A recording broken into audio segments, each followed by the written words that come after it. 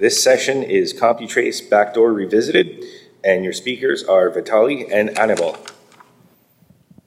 Okay. All right, check. Good evening, everyone. Thanks for coming in the end of the day. My name is Vitaly Kamlyuk, and I'm a principal security researcher at Kaspersky Lab. And today we're going to talk about this topic, Absolute Backdoor Revisited. It's about Computrace product of Absolute Software. This topic has been a little bit covered at Black Hat in 2009. However, we discovered more very interesting issues that you might not be aware of. By the way, how many people here are not using Mac? Can you raise your hands? Who is running PC? Very good. So I think it actually touches most of us running on a PC platform. And this topic should be interesting for everyone. You will learn why. Well, first of all, what is Computrace? Computrace is a legitimate product. It's a software designed to be anti-theft product.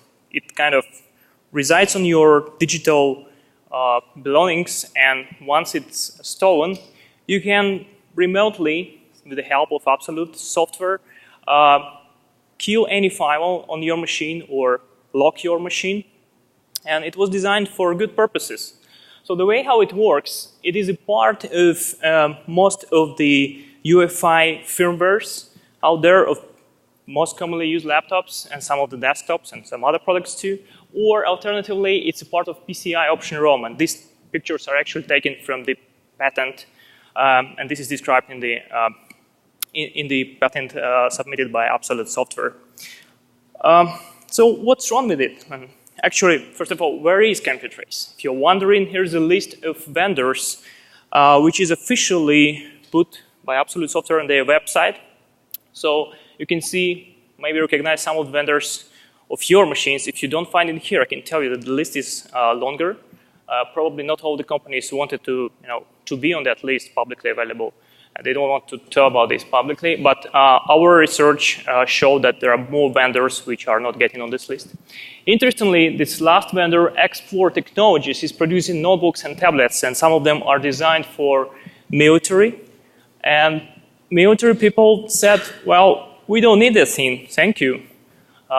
So this is not embedded into military laptops for, well, who knows why, but this is the fact. Let's move further. Why this research?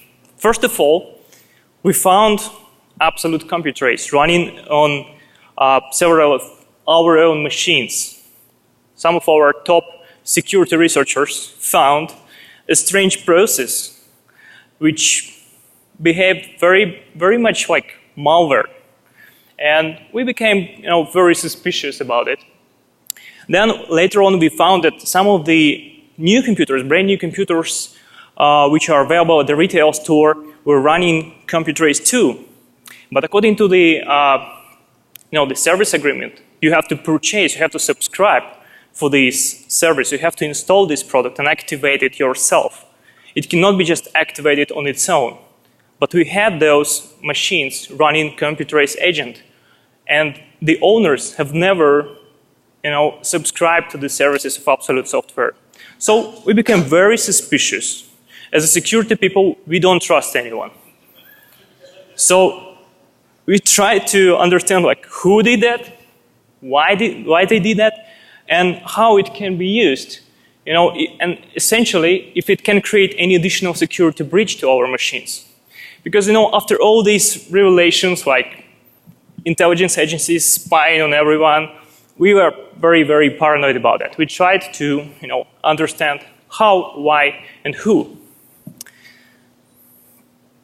Well, how does Computrace work? This is what we learned during the research. It's pretty shady operation. I wouldn't probably even, doubt to market as a malware if I perceived it as a virus analyst.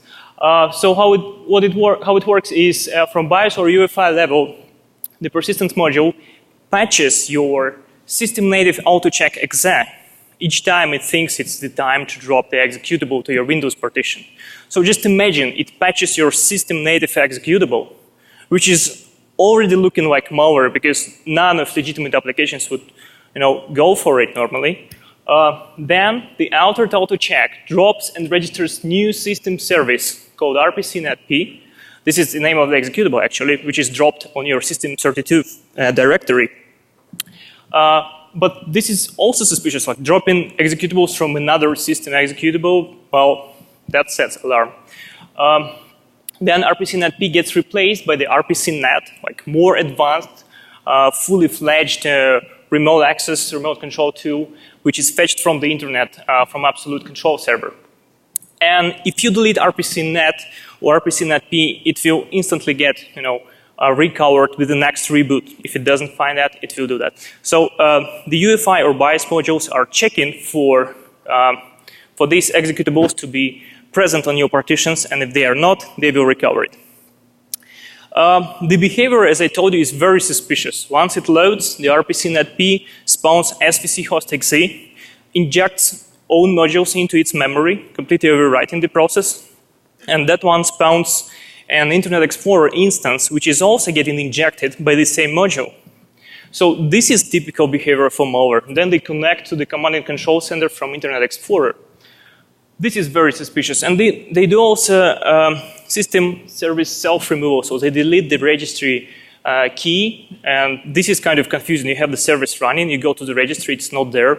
This is kind of almost rootkit-like behavior. We first initially believed that it is hiding the key, but then it just deletes the key.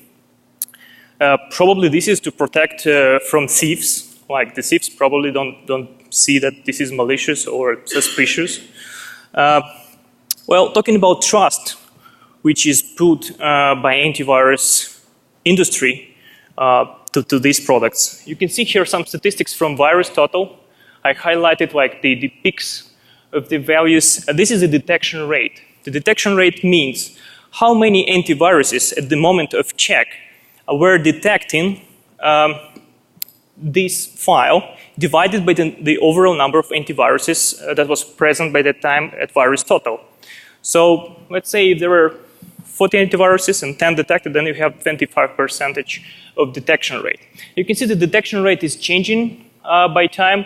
It's going down slowly. So there are still some vendors are detecting it because of obviously suspicious behavior. But the things are changing. This is whitelisted now. And our product, Kaspersky Antivirus, is whitelisting this module, and I will explain why.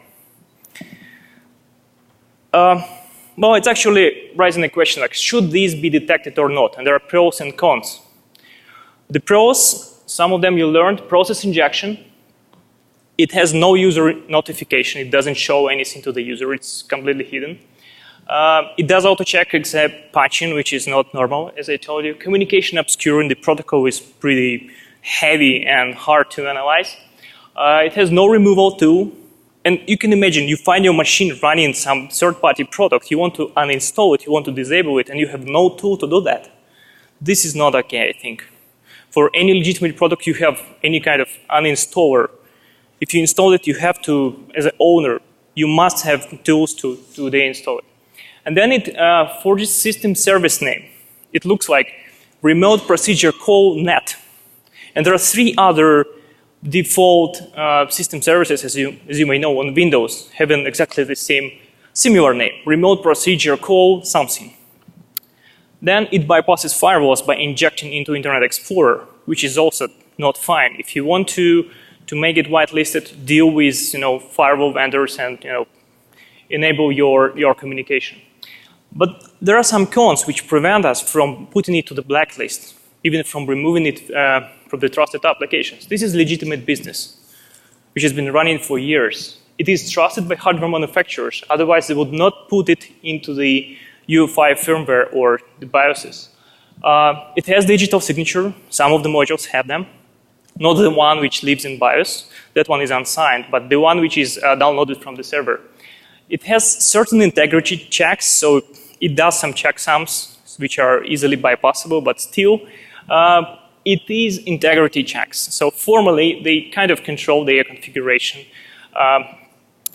And this prevents us, again, one of the factors why we don't detect it.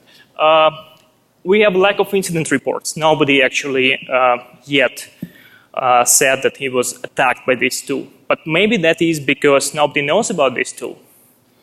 And it's impossible to verify integrity of configuration. We thought that probably if we trust the executable modules, we should then control and maintain integrity of the configuration of these modules, because the configuration is a very important part. If attacker changes it, he can run this tool as a backdoor. So we cannot maintain integrity because the vendor can change the configuration, change the server anytime, and then we will have a lot of false alarms worldwide, and people will be unhappy with these erroneous detections.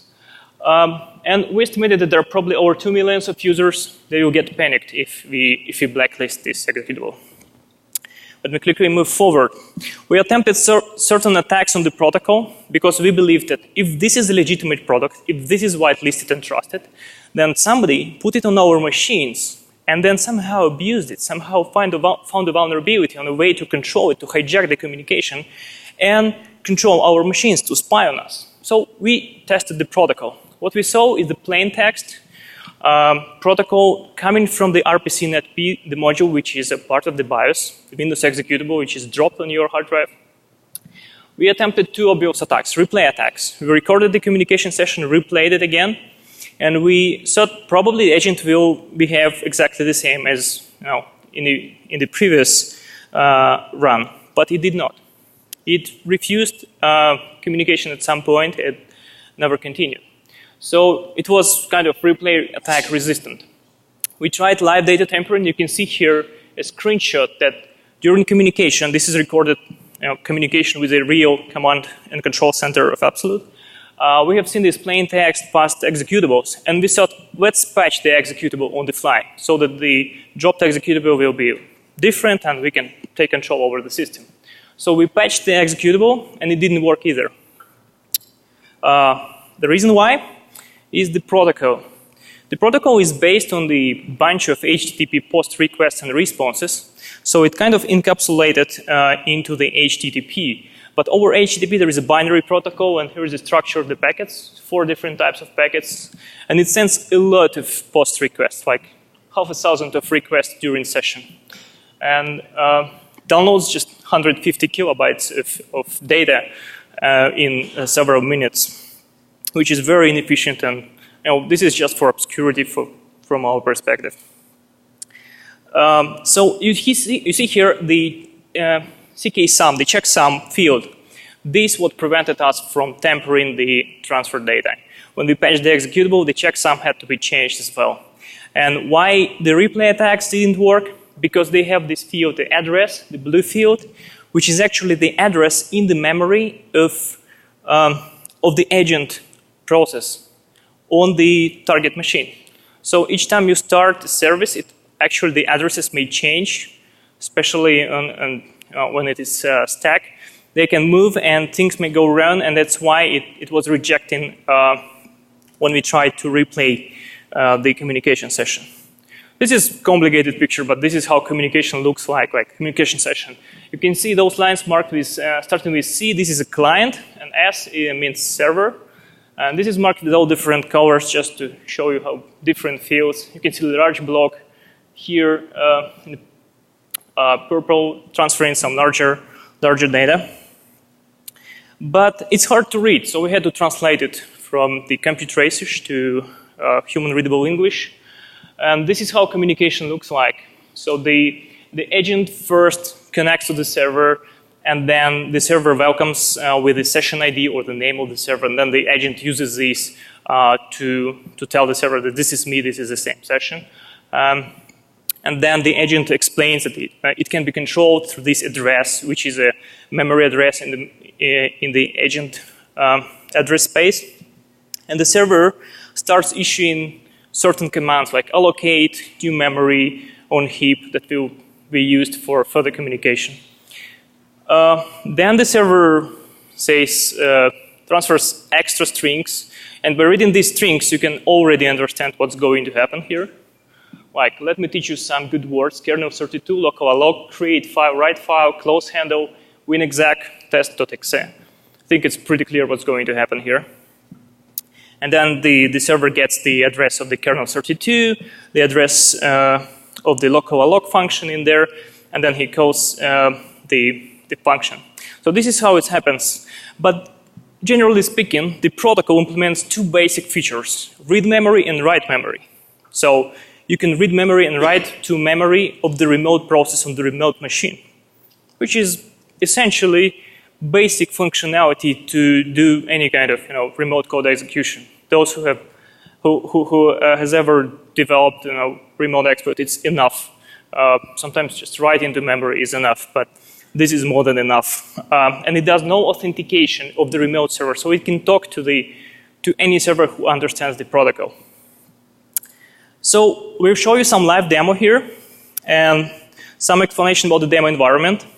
So we purchased this nice laptop for testing purposes. It's running Windows 8 64-bit. It has never been connected to the internet. There are no updates. That was done deliberately to prevent agent from updating on the internet. So it is the agent which is part of the BIOS of this laptop, which is getting dropped on the hard drive. However, for the sake of the demo, we had to activate the persistence mechanism in the BIOS, which drops the executable manually. It was not activated in the shop by default, but the other machines of ours had it activated. So now let me move to the demo. So the demo is actually, I have this live stream from the webcam showing the screen of the system. We are going to boot it. That's why you're going to see the boot process. It's important. But let me prepare the environment. I'm going to run my grandpa terminal. My grandfather gave it to me. He said that it's going to bring you some luck. So I'm sorry if you are not comfortable with this, but I have to do it for my grandpa. So we go to demo. We will show it a live demo over the local network. Now these machines are connected over Ethernet, and we will simulate man-in-the-middle attack. Let's say this computer is connected somewhere to the internet, and the attacker is able to hijack communications on this machine. We're not going to touch this machine or run any other processes. Everything is default. It just has activated Computrace. So what we'll run here, I'm going to run this prepare script, which actually configures the Ethernet interface. It starts at the HTTP server, and then it runs this IP tables script, which basically redirects all connections to this IP, and this is an absolute server, to my local interface. So let's run it. Okay, and then we do start, and then we'll start booting the machine. Okay, and I'll start Wireshark to let you see what's going on the network. Hopefully it will work. It's a live demo, so we can expect anything. So what is going to happen now is this machine is booting. The BIOS module finds that the agent is not there. The state of the BIOS module is activated persistence, so it will find NTFS partition. It will find autocheck.exe. It will patch this autocheck.exe, and from within autocheck, because Windows starts autocheck on boot, it will drop the system service and we'll start it. So let's wait when it boots. It will take some time. So the service is supposed to start connecting to the command and control center, and that might take some time because they actually have implemented a delay, like of 1 minute probably, to let the machine fully boot. Only after that they will try to communicate to the control server.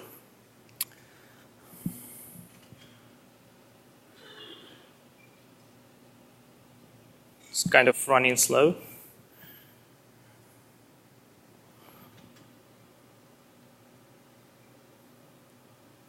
Okay, we got Windows booted here. Let's wait for the agent to start communications. So then the agent will try to connect to the absolute IP. They're actually IP and the domain name. We'll try both. And we will try to intercept both because we are running the own DNS servers. All DNS requests will get resolved to our IP. Or if it is connected by the IP, it will get redirected anyway. What? Your PC ran into? Okay. It's some other report. No connections yet. Let's wait for some more time.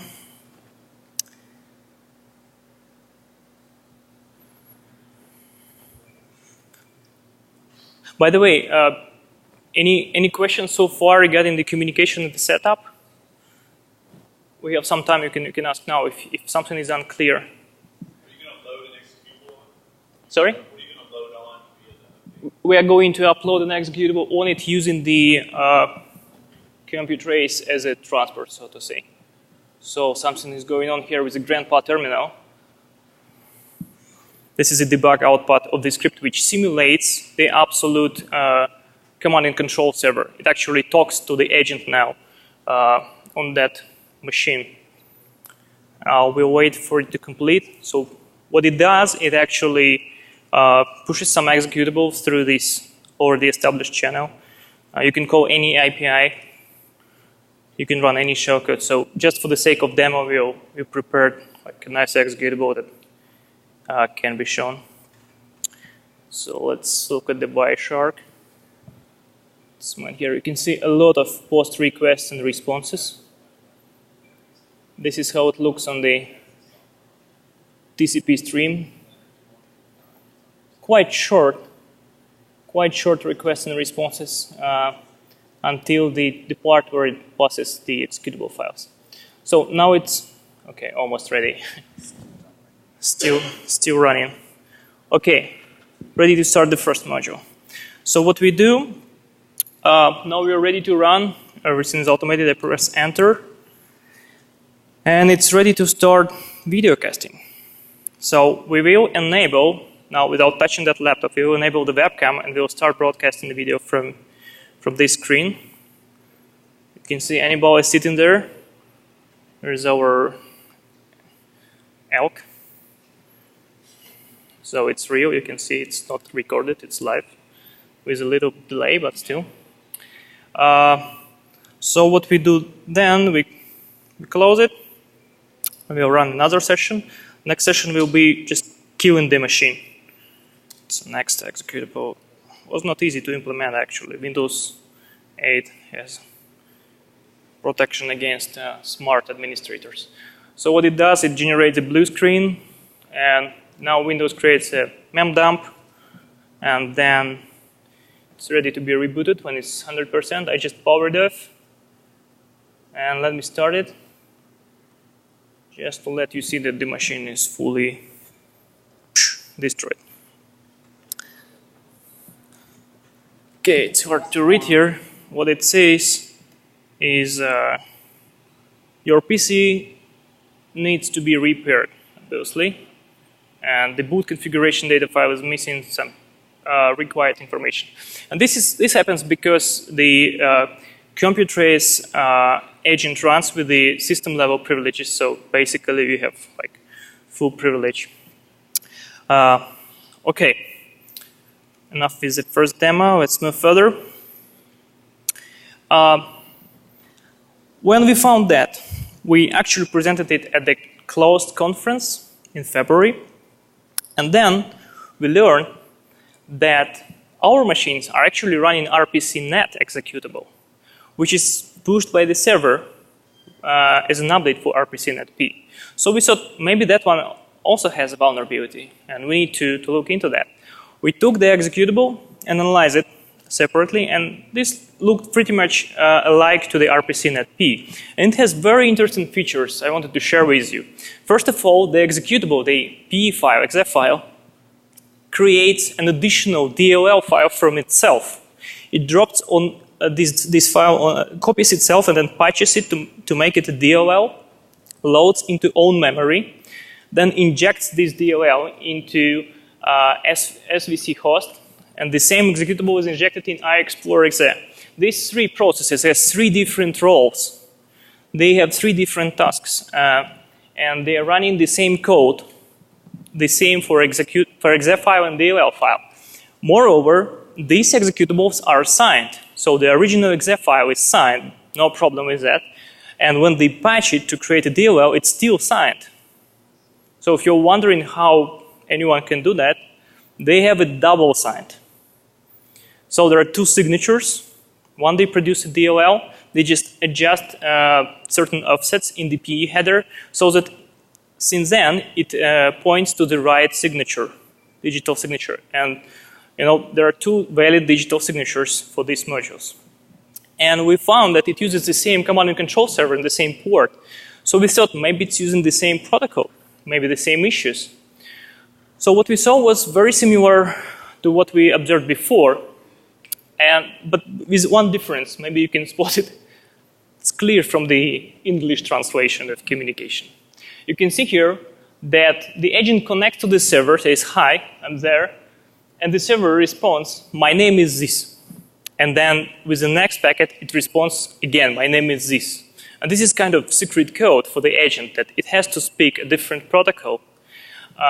And next time it talks to the server, it uses this name like 2 times.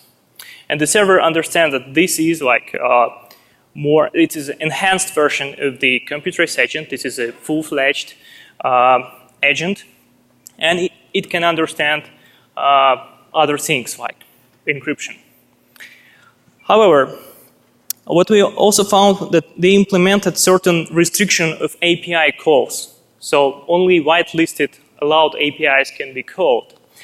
But that mechanism relied on a single Boolean variable in memory. If you find a way to change the value of this Boolean variable, then you can run any API. And there was a mistake in implementation, a vulnerability essentially. You can actually ask the agent a safe operation, like allocate new memory, and put the result, the pointer to this new memory, to this location, which is essentially causing this, write anything or add something to anywhere. And again, if this is a non-zero value, we can override this Boolean value if we know where it is. It changes the process and allows us to call any API. So we are going to show you the next demo. Our laptop is unfortunately down and needs a repair. So we'll show it on the virtual machine.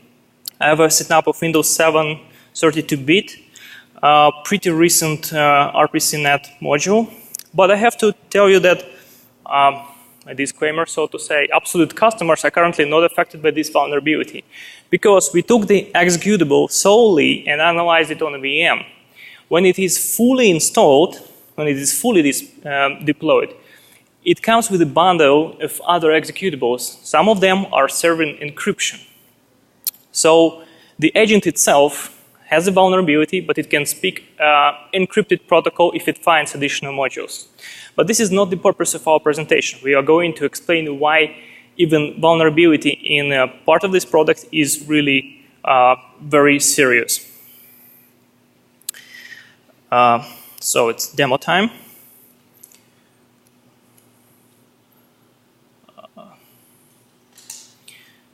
Grandpa terminal gonna help us. We clean the previous setup. We go to local VM demo. I do pretty much similar stuff here. So I'm running the prepare script, which will configure the interface, will start the DNS server, and will redirect all connections to the absolute IP to our machine. First, I need to run the machine. So start the machine. So this machine has the RPCnet.exe service. You can see how it looks like in Windows services. Remote procedure call net. There is also locator and just remote procedure call, which are default. Looks very much like legitimate service. So we run prepare. and we run start, which starts listening for incoming connections. But let me start, because I'm going to use a backconnect shell. I'm going to start the listening server in the background, and then I will start a netcat on port 4444 to listen for incoming connections on this port. So what I do next is I start this Computrace RPCnet service. Let's see what happens. First of all, on the Windows side here, you can see it spawned SVC host and Internet Explorer. Okay, we got the shell. Quick and easy, and we are running with NT authority system. So you can see it's Windows shell. However, as I told you, when it comes with the encryption module, which is WCPRVXA.dll, sorry, if it exists in system 32 directory, it might not talk to our server. So let me start it again, just to show you that it will not work because of presence of this DLL. You can see that the processes are still running, the Internet Explorer, but the communication got stuck here. The last message was from the server, and the client never responded to that because the client is expecting encrypted communication. Probably that's why this method will not work when the agent is fully deployed. However, this is not so critical because the main issue is not in the fully deployed agent. We can see that this agent provides remote code execution capability, and this can be leveraged for evil purposes. That's what we wanted to tell you here.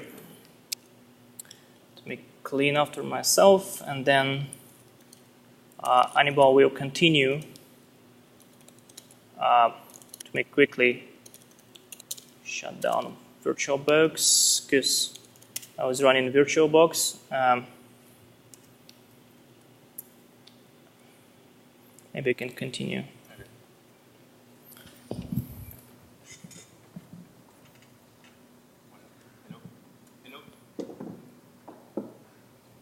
Can we switch on the other mic? This one on the table. Hello. Hello, guys. I'm Aníbal Sacco, co-founder and security researcher of Cubica Labs, and I've been invited to submit together by Mr. Kamluk here. I really appreciate that.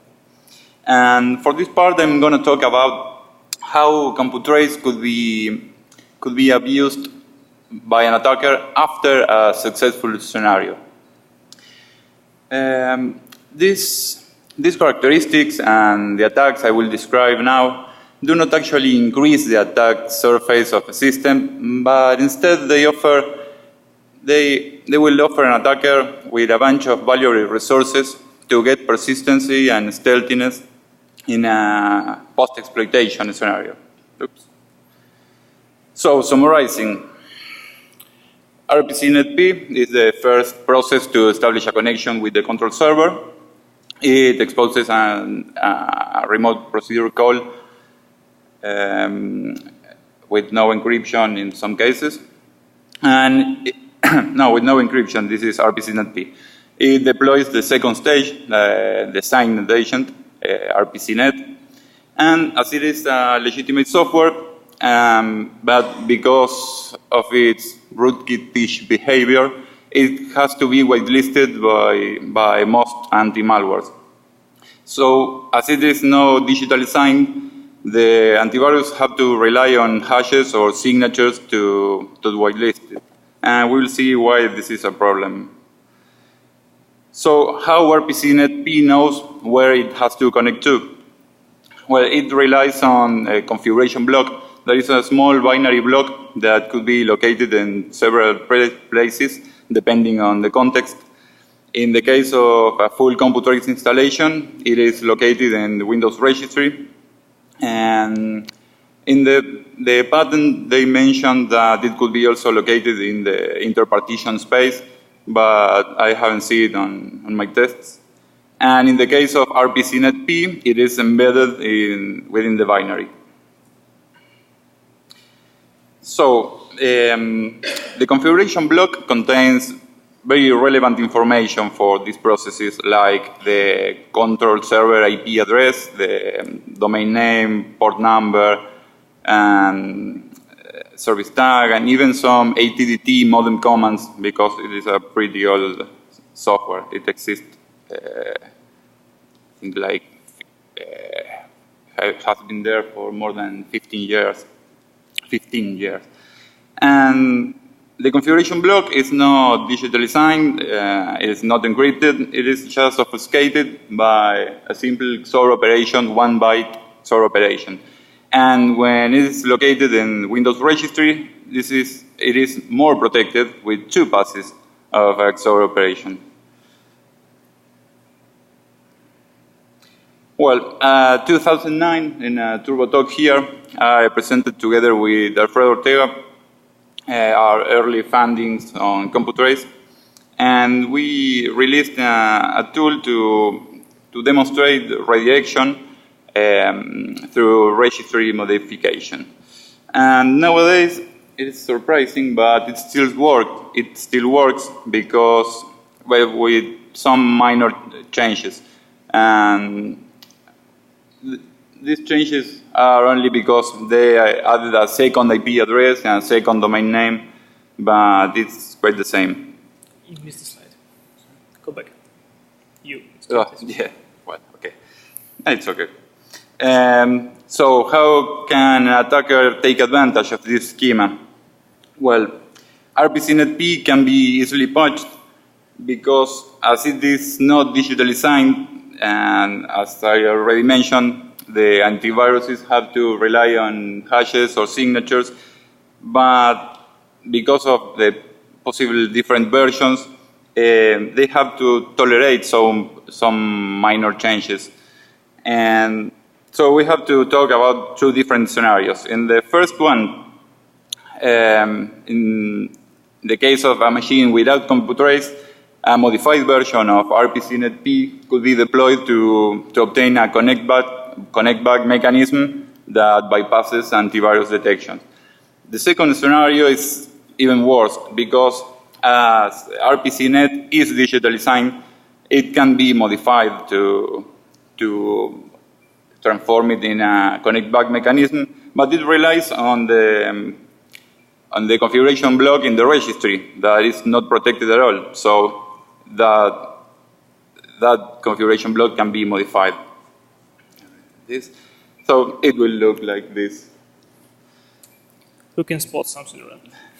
So in order to modify the configuration block, one only needs to locate the configuration block in the binary or in the Windows registry, decode it, patch it, re-encode it, and fix the checksum. It only has a 1-byte checksum. I forgot to mention that. And in the case of RPCNetP, as it expects to be to be executed as a service, we introduce a small patch, just a few knobs to patch a condition, so it connects to the server every time it is executed. So, well, here you can see that it's not detected the modified version of RPCNetP is not detected by most antiviruses, at least with static analysis. But it is, most antiviruses detect the modification in runtime, but they don't block it. I suppose because of the possible different versions, but I can say it for sure. So for the demo, I will show the 2 different scenarios I mentioned before. I will show how RPCNetP can be modified to get a connect back mechanism. And for this method, you only need user privileges. And in the second scenario, we are going to modify the Windows registry to get RPCnet, the signed agent, redirected. And in this case, because you need to modify system Windows registry, it requires admin privileges. Let me help you with the grandpa thingy. It's quite complicated. Well, go right. The VirtualBox doesn't want to unload. Conflict.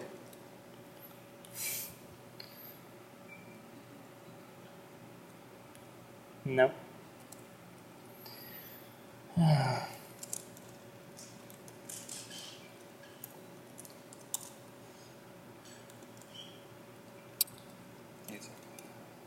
So I think we can skip it. I think the... I don't think the virtual. Okay, maybe You can start the just one. inverse service with Hold on. stopping it. No. Let's try again.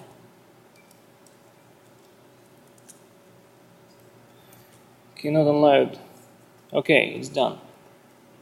Should work. Our demo must work. We just run two different virtual machines because I worked on VirtualBox, Hannibal worked on VMware. Should be fine.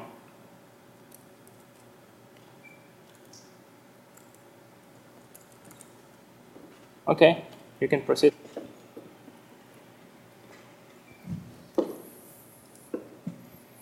Okay. I will let Wireshark sniffing, so...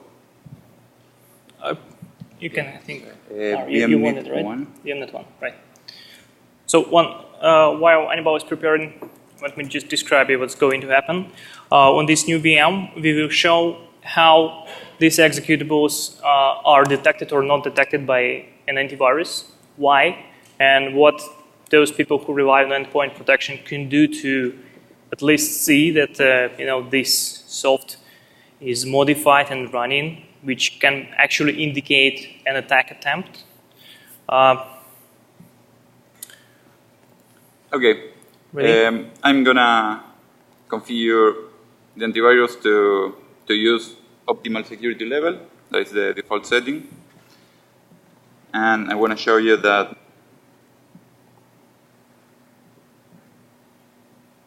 we are gonna remove all the policies that are already set. Okay. So you can see how the antivirus reacts to the tests. So, Hold on. Okay.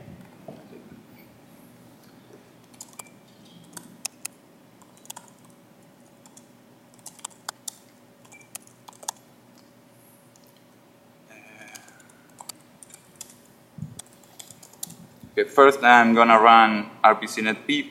This is the original version, and you can see that this is put in the trusted category. So that basically happens with most of the AVs. It is trusted because it's whitelisted. The trusted zone means allow everything. Now I'm going to make a copy.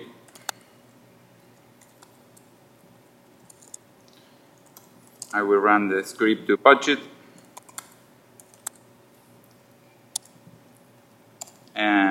It should receive a domain name and IP address to redirect. Just for the test, I'm going to use 2 IP addresses, so it could be easily seen.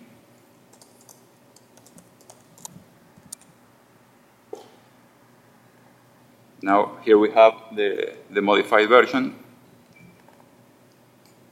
When we run it, we see that it is put in the low restricted category, and even when the modified version is detected, it's still allowed to run. So here we can see the outgoing connections to our custom server. So here's the obvious problem. We modified the trusted binary, and this is an issue. And I think it's not just our issue. But there is a Yes. solution to that. I've been testing this with several antiviruses, and even with some antiviruses, the user don't get any notification at all. Okay, so let me kill it.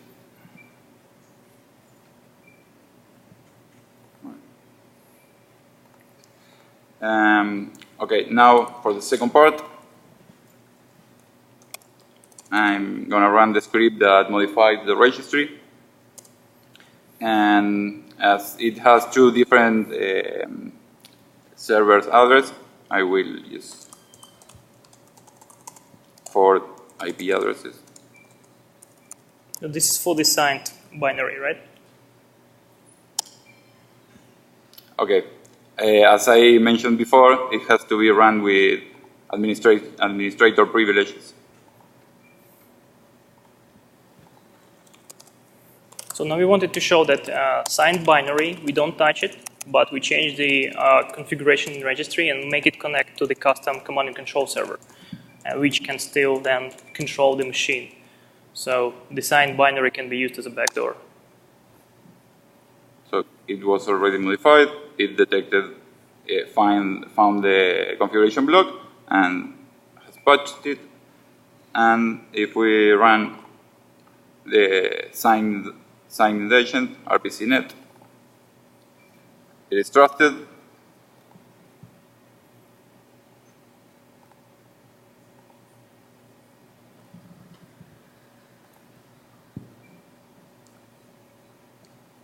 And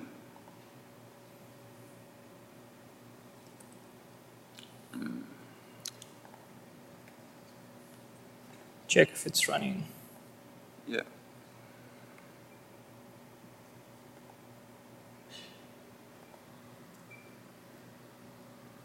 Yeah, it is running.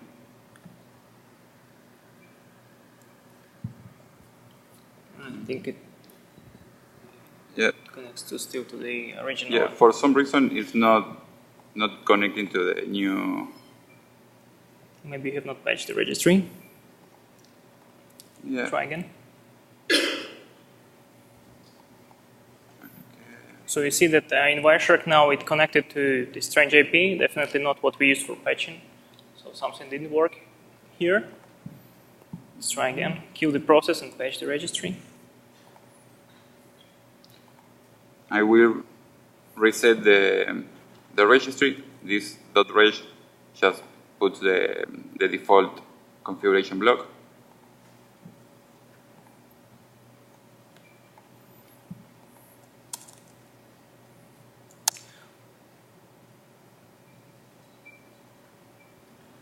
Okay.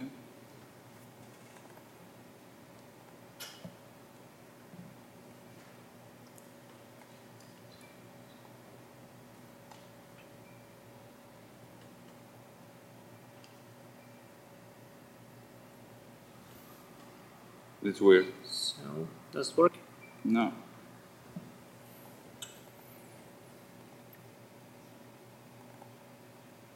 Okay, I think we can skip it. Yeah. All right. What? Sorry for this live Yeah. demo. Sometimes misbehave. I told you we would need a luck.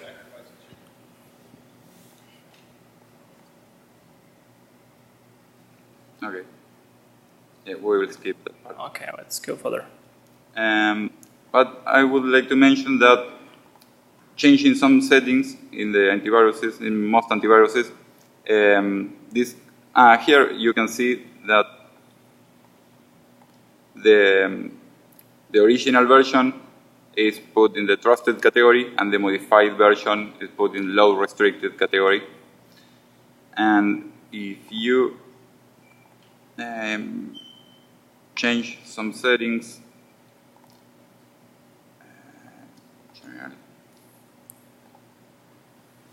So they see that in antivirus, the interactive mode is disabled, not to bother the end user.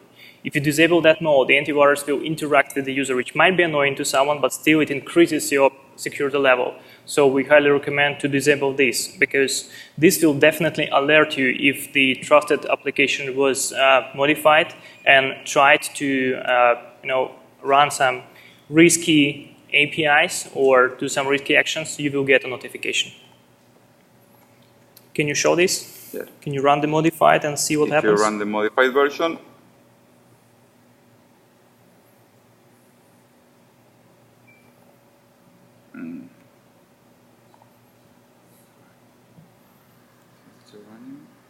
Kill the previous instances. The SVC host is from this. Maybe that's why it didn't start. yeah. And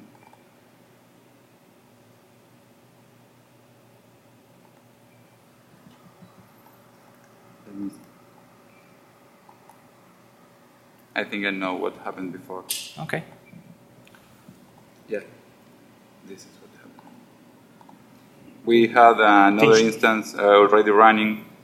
Okay, that prevented it. Never mind.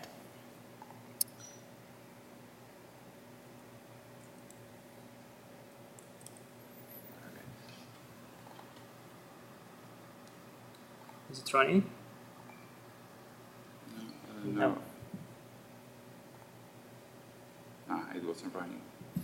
Okay, Okay. live demo. Yeah, I'm gonna waste more time. So what you were supposed to see that the antivirus detects that application which is not in whitelist database, it's not signed, it attempts to inject into other process memory, and the user has to confirm that to add this application to whitelist or to stop it. So, and this is common. This is not about just the vendor or the product. It's just a common thing in antivirus industry. So, if you are using endpoint protection, just make sure you have disabled that automatic decision making, so to say, so that it interacts with the user. This is crucial. I think we can move further. Okay. Okay. Thanks. Sorry for some failed demos. That happens. So, if you're wondering how to detect Computrace, it's quite easy to do. It doesn't hide itself, as you have seen. It has no rootkits, so you can see the RPCNet-P or RPCNet processes running. If you have that on your Windows machines, you should better go and investigate why. If you don't rely on the process names, because, for instance, the attacker can actually rename the executable and you will see it as a SVC host or whatever, then you can use this YARA rule. We make it public so you can scan over your hard drive for the signatures of the Computrace executables.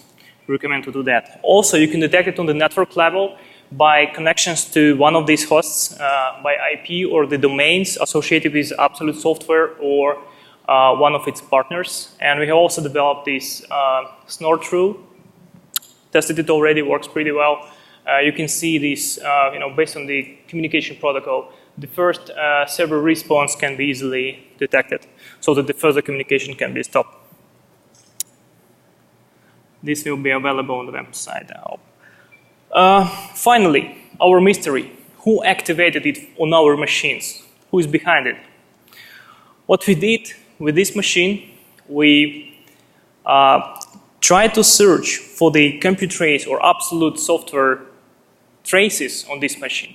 We couldn't find it running. The persistence was disabled, but when I searched the raw hard drive image, I found certain masks of the Computrace modules.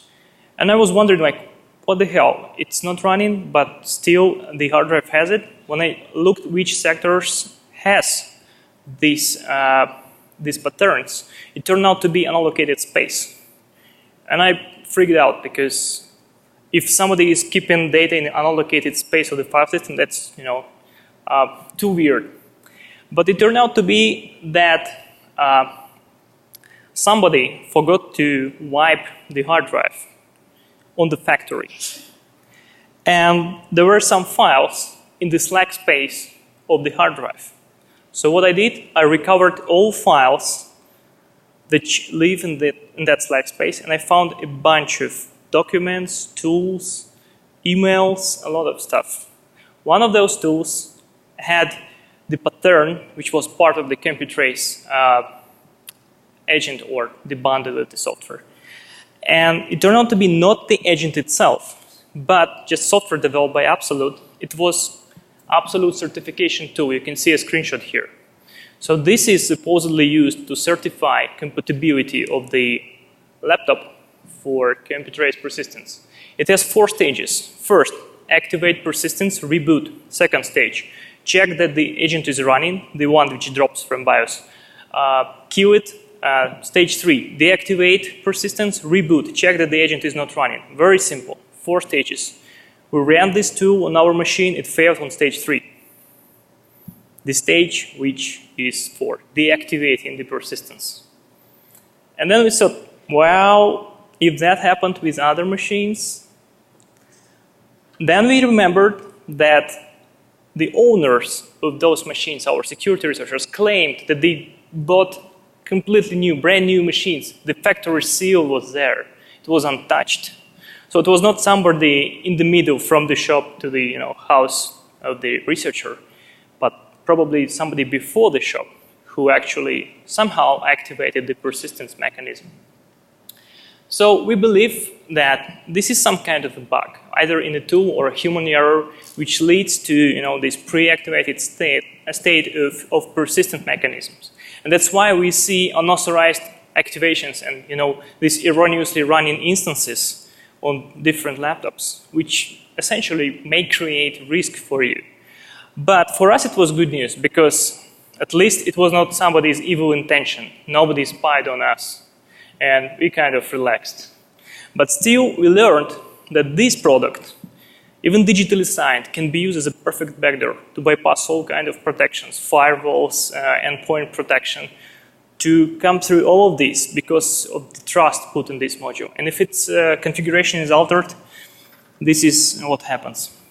So how to deactivate Computrace? It's pretty tricky. You have to actually generate system management interrupt. You have to know certain magic values, and especially the secret password that was used during activation. So it's pretty complicated and tough. And I would not recommend you do that, because if you do something wrong, you may actually activate Computrace if it was not activated, in BIOS. So the best solution would be to contact Absolute Software. They expressed willingness to help every user. So if you contact them by phone and forum, they will be happy, we will be happy. Maybe they will change something in the future. Also, I wanted to stress these strange OEM strings which are changed every time the product is activated. You can get those on Linux with DMI decode tool. If you have something like that, perhaps you have this product activated. And if it runs Linux, it cannot recognize X file systems at the moment. Maybe they will develop it in the future, and we'll have a Linux agent as well. But this is like a good sign indicating that it's activated stage in your BIOS. So, and finally, some takeaways, some advice. If you are an Absolute customer, make sure that the configuration is not altered. The executables are not patched. If you are not Absolute customers, I would monitor Computrace presence on your system or activation of persistence in your BIOS. If you find it, do not trust digital signatures. Just go and investigate who activated it, why, and how long it has been activated, and so on. And finally, some future research, so to say, similar case. RAdmin, maybe most of you know about it. It's like a remote administration tool, legitimate tool, has digital signatures used by system administrators. But in the wrong hands, it can be used as a backdoor. We have seen a lot of malicious bundles of RAdmin, which is running secretly, hiddenly for the user, and provides remote access to the machine, serving as a backdoor, a legitimate software. And together with this powerful technology, which is Intel AMT, I think it's advanced management technology, it becomes even more powerful. If some of you have not heard of Intel AMT, I would recommend go and read about it. This is extremely powerful. Just imagine, you can remotely, if your system is frozen, you can remotely access the system and powered off when the CPU is stalled. If it's powered off, you can still connect to the machine and bring it up. You can change the BIOS settings on the powered off machine over the network. Just imagine. And together with RAdmin, it's advertised on their website. You can do it very easily. So if somebody uses that against you, you are in trouble. You can see this Windows showing the remote BIOS setup utility. You can also start the machine from the remote CD image, which is also cool. So if somebody configures it for you, just like Computrace persistence can be configured for you by the attacker, then you're in trouble. With this, we would like to thank you, and we are ready to answer your questions.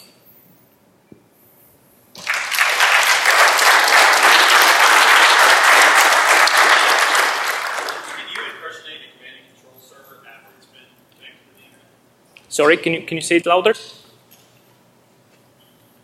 Can you impersonate a command and control server after it's been connected to the internet?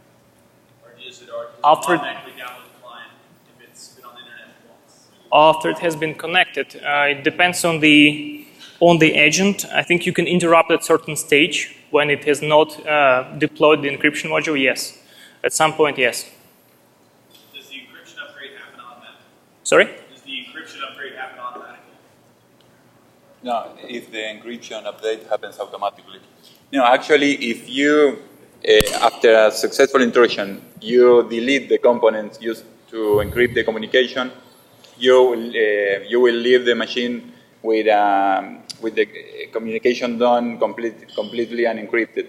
So after that, you could exploit the vulnerability he showed when you want.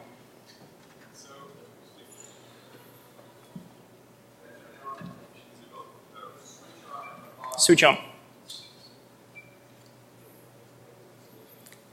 I can speak loudly. So, Can you please explain which party you represent? Just okay, so I'm from a German company, and as far as I understood you, you're saying you assume that this was unintentionally placed on those new machines. What makes you so sure? Why don't you think that this was intentionally placed on those machines for somebody to use it later on?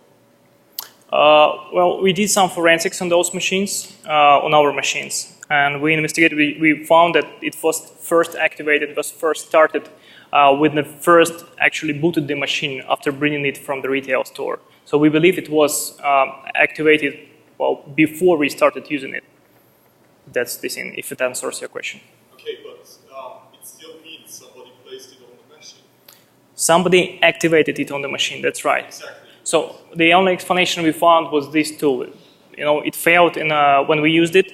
Maybe it failed on the manufacturer side. Maybe there are some machines are still, like maybe a number of machines have it pre-activated because of the bug in the tool or some human error. So this is explanation that we found for ourselves. At least our research hasn't proved that this was intentionally put for us, which was good news. Yeah, maybe not for you, but in general it was put on there from somebody. I think it's It could be for somebody, and this is scary. I agree, this is scary. We did some further collection of statistics. We tried to figure out how many machines have it running. There are not like billions of machines. So our estimation is like more than 2 million of machines. We don't know how many of them have it erroneously activated. Maybe some of them are legitimate customers. You cannot just easily recognize it. But of course we collectively tried to analyze these command and control center settings. We couldn't find malicious servers yet. But still, it's worth of knowing about these issues and checking your machines. Have more questions? Can you please come closer? Just Has there been an official statement from Computrace? say again. Has there ever been an official statement from Computrace? Official what? Like an official statement to us? Statement. Oh, there were statements. Actually, we first discussed these issues on the closed conference at Kaspersky Security Analyst Summit, and then we published a white paper describing some of the issues. During Black Hat, we showed like more. Have you seen the remote code execution on the RPC net was extra. What they said, they actually declined the existence of vulnerabilities. They said that all the communication is encrypted from the first packet, and it's not possible. We have not showed the demo. They kind of rejected all the discoveries. But still, well, it's their choice. We have shared all our knowledge in advance with them. I mean, we provided the full description of the vulnerabilities. We submitted it to them. It's up to them to fix it or leave it like that. But it definitely creates, security risks because it can be used for your purposes. Any other questions?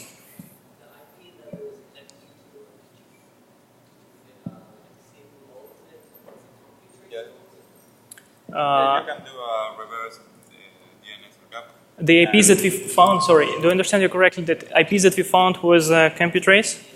Yeah, the IP that we found was legitimate, correct. We could not find malicious IPs yet, maybe because the limited number of our sensors. Maybe there are some instances running which don't have our sensors, but who knows? That's why we want to raise this issue. Maybe you can detect it on the network level. With this node signature, you can see where is the CNC server. And if it's not one of the listed, then it's alarming. Worth of checking and stopping. Just as a last word, imagine that how the attacker can actually use it. Actually, they can change even the host file. And if the user finds the agent, removes it, it gets restored from the BIOS to connect to the run host, and then the attacker can control the machine. It's like perfect persistence with back connect mechanism. So this is really scary. Any other questions so far? I really appreciate you coming here.